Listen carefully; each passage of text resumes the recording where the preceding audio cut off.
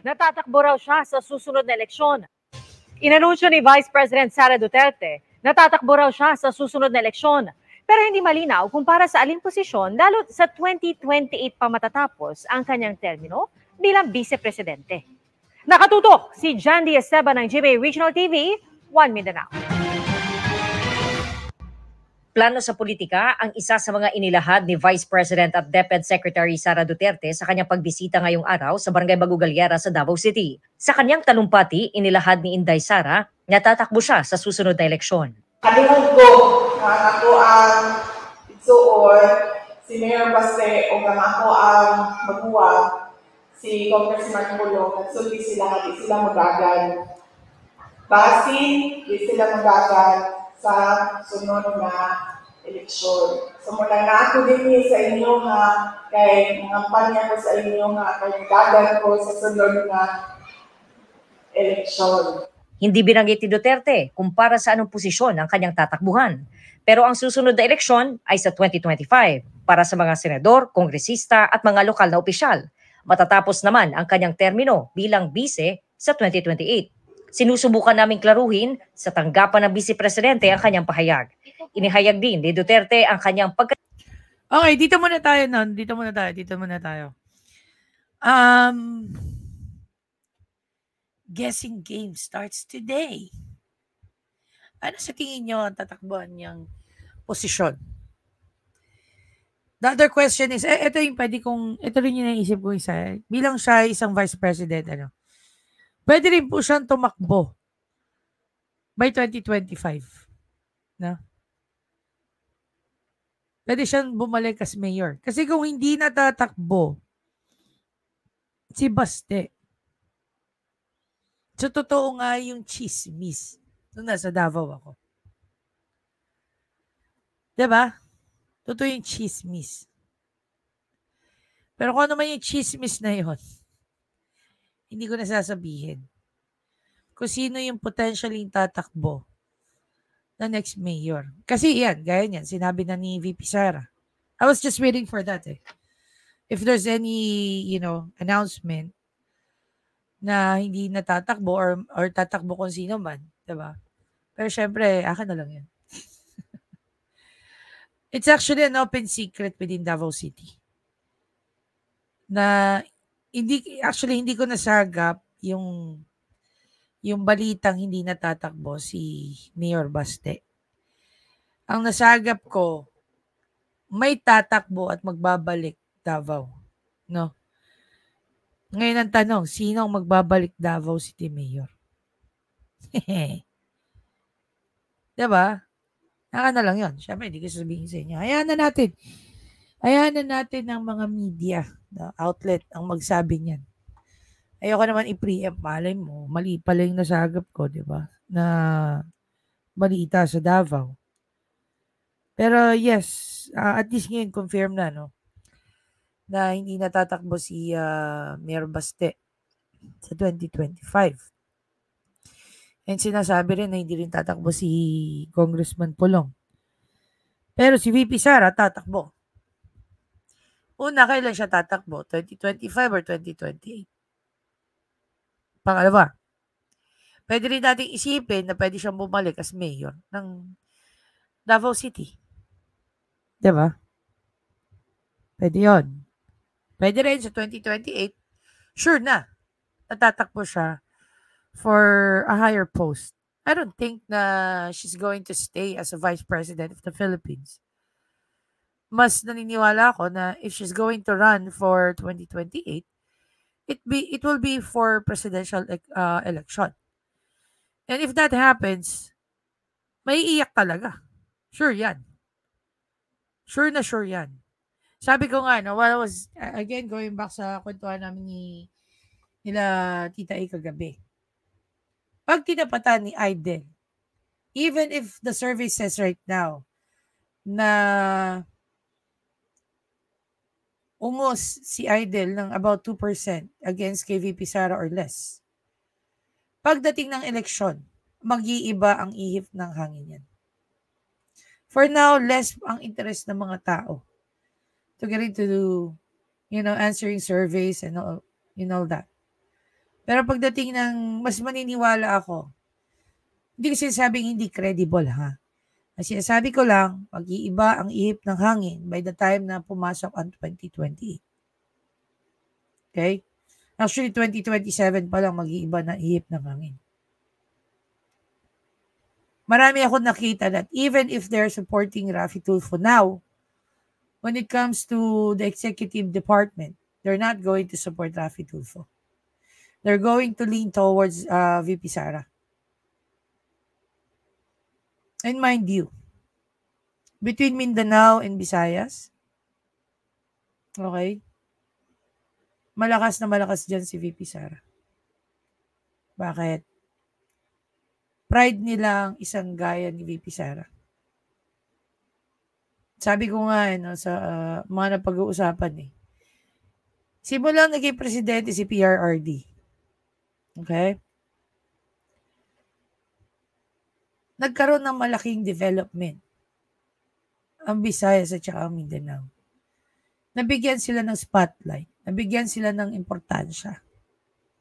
What makes you think people from Luzon na ili-let go yan ng mga taga-region ng Visayas at saka ng Mindanao? Diba?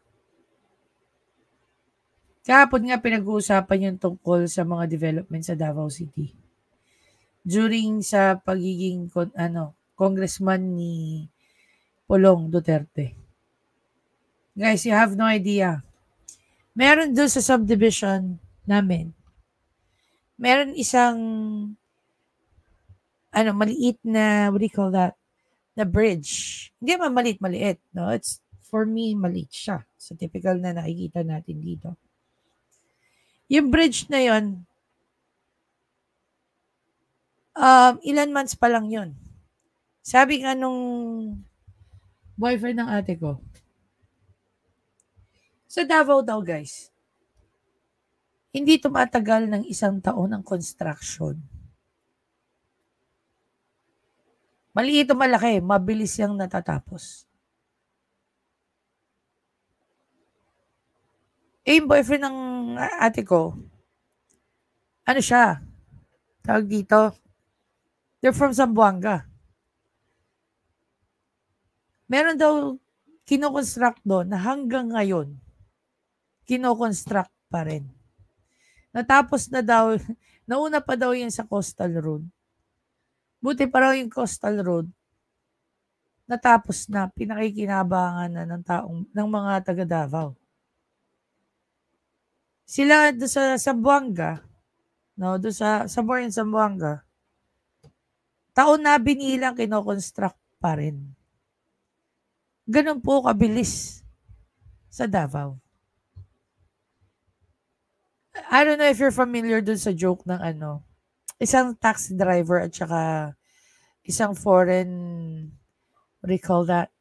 Isang foreign passenger niya coming from airport, arrival. Sabi nung foreigner, you know what, in my country, yung construction daw, it will only take about a month or 2.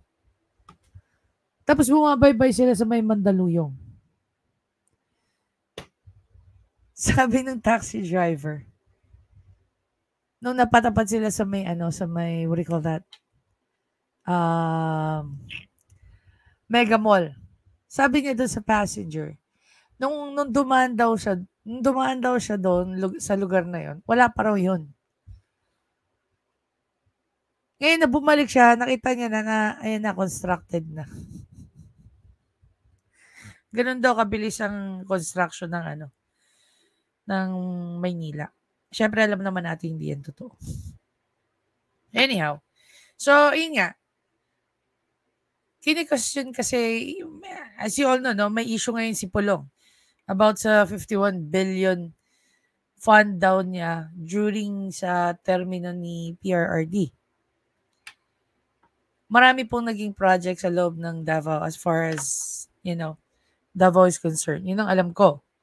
At lahat ng pondo na binigay kay Pulong, I think, or I'd rather say, I believe, na napunta siya sa dapat. dapat niyang puntahan. Kung bakit siya nagkaroon ng budget allocation na gano'ng kalaki.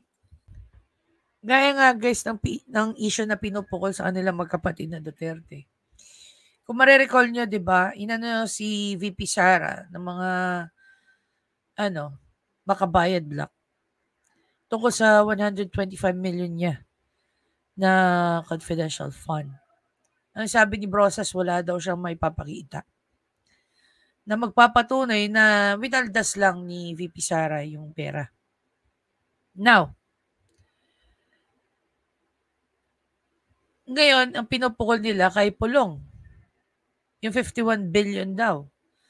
Sabi naman ni Congressman Zaldico, wala rin siyang pinangahawakan against kay Congressman Pulong Duterte na magpapatunay na pinaldas nga ni Pulong yung pera. See? Yung mga demolition job na ginagawa ng kapwa nila congressman. Yun yung akala natin, super majority. Yung tungkol nga dito sa People's Initiative, hindi pala totoo yun. Iilan lang sa mga kongresista ang pumatol dyan.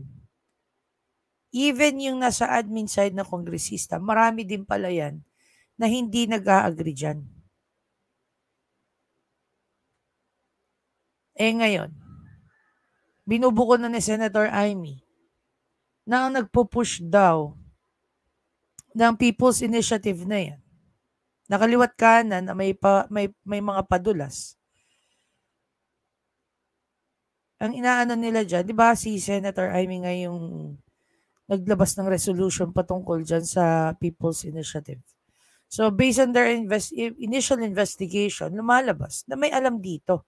Kung di man may kinalaman, may alam dito si House Speaker Tambaloslos. Diba? Dahil ayon na nga rin kay Senator Amy, following the lead, lumalabas na nanggagaling sa opisina ni Spokestamby. Yung mga payout na yan, I don't know. Pa-payout ba o yung tungkol sa People's Initiative? So later on, pag-uusapan din natin yan. No? And stop natin tong part na to eh. Focus lang tayo dyan sa pagtakbo ni VP Sara. Actually, this will gonna be a very, very exciting event, no? Sa pagtakbo ni VP Sara. Wala akong makitang matinding magiging kalaban ni VP Sara. Excuse me. Meron term na sinasabi, di ba? Ang bumangga daw taob. Ibig sabihin, sino man ang lalaban against kay VP Sara sa susunod na 2028 election, kung presidency man yan, sigurado na yung panalo niyan. Walang kahirap-hirap. Maniwala kayo, walang kahirap-hirap na mananalo si VP Sara dyan. Anyway guys, again, maraming salamat sa panonood. Please don't forget to subscribe, like, and comment. I-share nyo na rin yung thoughts nyo about dito sa pagtakbo ni VP Sara. Sa tingin nyo, presidential post na ba ang kanyang tatakbuhan? Or babalik siya sa Davao as the mayor? Or sa 2025 ba o 2028 siya tatakbo? We don't know. Diba? We don't know.